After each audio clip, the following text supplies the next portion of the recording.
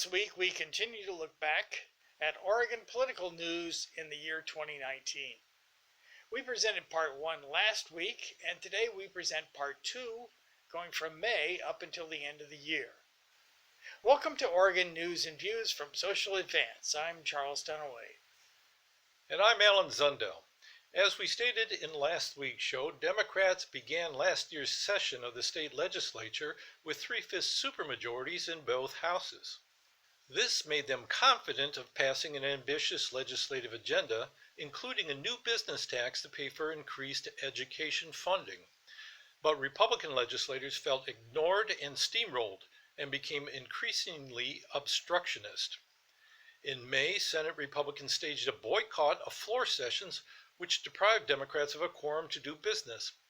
Intense negotiations and a promise by Democratic leaders to drop 2 other bills finally got Republicans back to the Senate. The education funding bill passed on a party-line vote. Meanwhile, in the State House of Representatives, Republicans insisted on having bills read on the floor in their entirety before a vote could be taken. To keep things moving, House Speaker Tina Kotek began scheduling floor sessions mornings, afternoons, and evenings on most weekdays, as well as on Saturdays. Near the end of May, a few Republicans relented, allowing bills to move forward without being read on the floor. On that same day, Speaker Kotek interrupted business for an announcement. The long-serving member of the Senate, Senator Jackie Winters, has passed away. A true champion for justice and fairness in many ways, and has given many years of her life to the state. Senator Winters was the only Republican African-American ever elected to the state legislature, where she had served since 2008. She had recently shepherded a bill through both houses that would reduce juvenile sentencing, a longtime goal of hers. Winters had taken the previous month off to be treated for cancer. Although Senate President Peter Courtney suspended Senate floor sessions for a week in honor of Winters, the House continued plowing through its backlog of bills. One of those bills addressed a funding shortfall in the public employees' retirement system known as PERS. Unions were adamantly opposed to the bill due to a provision which tapped into employee paycheck deductions for their individual retirement accounts. Representative Paul Holvey, a longtime union supporter, backed the bill. I know a lot of my friends in labor will be angry with me for doing this, but I swore an oath to serve the state of Oregon. And conditions have changed. I never anticipated seeing these sorts of contribution rates increase. I didn't know that back in 2005 when I became a member of this body. I had no idea. But today I do know that. And we need to do something about it. I urge an aye vote. When Speaker Kotek saw that the vote count had gone against the bill, she called a recess instead of confirming the vote and began pressuring individual Democratic members in her office. 2 of them changed their vote, turning a failed bill into a successful one. Within weeks, 3 important unions vowed not to give any electoral support to legislators who had voted for the PERS reform bill. A set of campaign finance reform bills also passed the House. Here's Representative Dan Rayfield, who took on the task of designing reforms that could get enough votes on the floor of the House to pass. There was nothing I could do that was going to please everybody. I knew when I made that decision that everyone was going to criticize me, and they were going to talk about political issues. I have been called hyper-partisan. I have been called a corporate Democrat, which is painful, to be honest, Mr. Speaker, because I've spent decades working for this reform. But it's the price you pay when you take a leadership role and you try and move reform that the legislature has been unable to do for 44 years. In June, the final month of the session, the legislature took up the Clean Energy Jobs Bill for floor votes. The bill, which was one of the Democrats' highest priorities, would institute a carbon cap and invest program to address the climate crisis. After hours of debate and multiple attempts by Republicans to derail the bill in the House, it passed in spite of their unanimous opposition. When it reached the Senate, Senate Republicans staged their second disappearing act. Here are a dejected Senate President Courtney on the floor of the Senate and an indignant Governor Kate Brown at what was supposed to be a signing ceremony. I will read to you from a letter that I am going to hand carry to the Governor of the State of Oregon. The Honorable Kate Brown, I'm requesting that you direct the Oregon State Police to assist the Senate for the purposes of establishing a quorum. And literally, these young people's futures and their children's futures hang in the balance. It's critically important that we take action and that we take action now. It's time for the Senate Republicans to show up and do the job that Oregonians elected them to do. Neither threats of fines, searches by state troopers, or the backlog of important bills to be voted on brought the Republicans back. A group named Timber Unity sprang up with loggers driving trucks around the state capitol building, blowing horns in support of the missing senators. But less than a week before this session was mandated to adjourn, Courtney made this surprise announcement about the bill. House Bill 2020 does not have the votes on the Senate floor.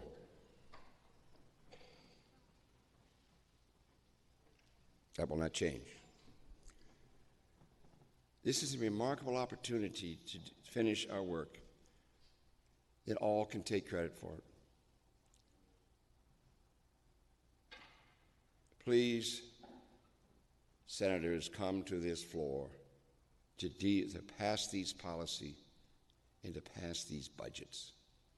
Later on, Democratic Senator Lori Monis Anderson confirmed reports that she had decided against voting for the bill, depriving Democrats of the majority they needed to pass it.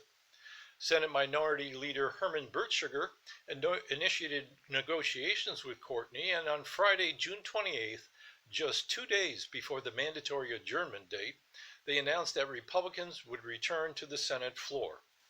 Hundreds of bills flew through the legislature that weekend until it adjourned at just past 5 p.m. on Sunday. The Clean Energy Jobs Bill was not among those that made it.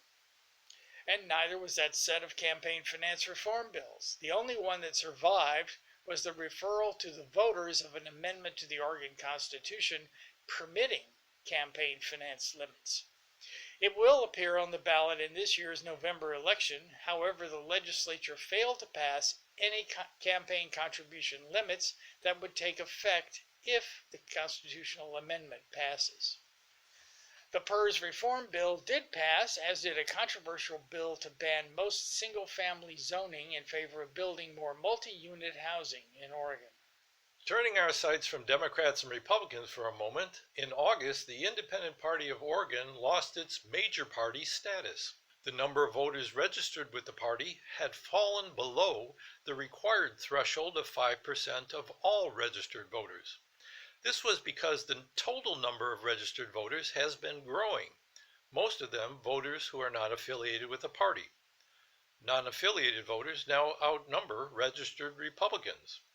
Also in August, we learned that law enforcement agencies were monitoring opponents of a proposed pipeline to move fracked gas across southern Oregon to Jordan Cove at Coos Bay. The agencies included the FBI as well as state and local agencies, and one of them, the Coos County Sheriff's Office, admitted it had a security contract with the company behind the pipeline project. In September, there were leadership changes in the State House of Representatives for both parties, an unusual time for such changes. On the Republican side, Minority Leader Carl Wilson and his team were replaced by Representative Christine Drazen and a new team. Later, Drazen said that the party will change its recruitment efforts to candidates for House seats who want to focus on the concerns of their local district rather than on polarizing ideological issues. And on the Democratic side, Majority Leader Jennifer Williamson stepped down from her position.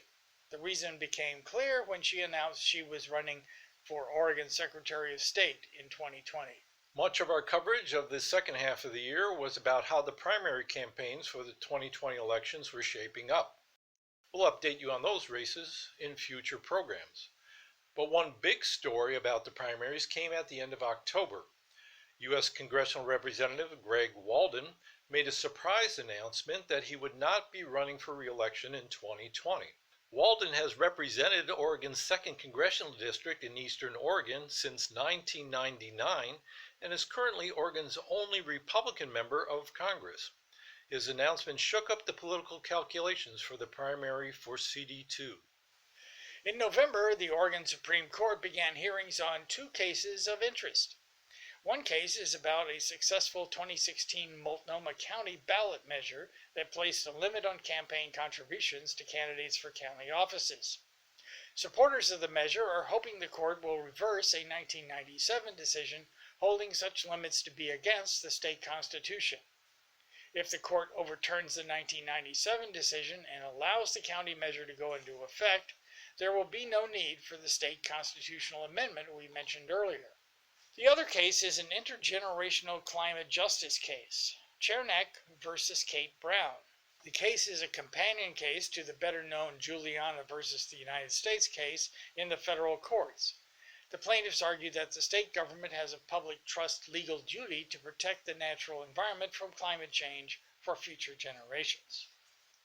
And there were multiple climate crisis protests in the second half of the year. Both in September and December, there were school climate strikes across Oregon in conjunction with more widespread events, with students here skipping classes to rally for action.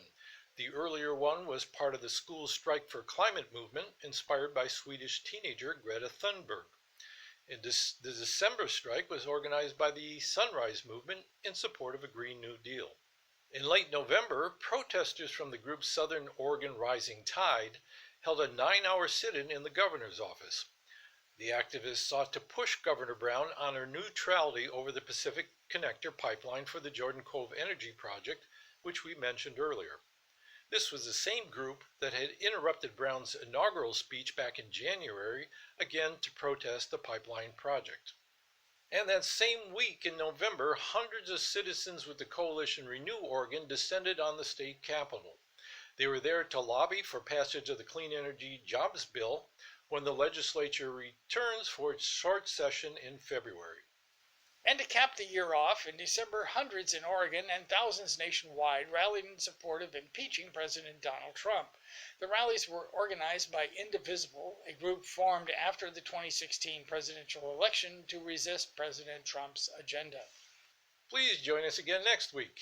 Look for us on one of our social media accounts, or you can sign up for our email list on our website at socialadvance.org. And check out my podcast, A Wider View. My guest this week is Jeremy Kuzmarov, a historian and author. The podcast can be found at widerviewradio.podbean.com and on Google Play, Apple, and YouTube. Thanks for watching, and remember, if hindsight is 20/20, can we have foresight for 2020?